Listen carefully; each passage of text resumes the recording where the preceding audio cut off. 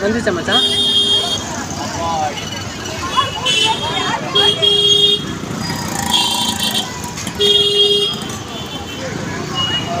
அங்கே ஒரு டிராஃபிக் நிற்கிது பாருங்க, ஃபுல் டிராஃபிக். மச்சான் அதான் என் இதில் இப்பயே போட்டு விடப்பா, சின்ன சவுக்காக இருப்பேன். பட்டன் கடையில் இப்போ வேலை இல்லை மச்சான், இங்கே தான் அது.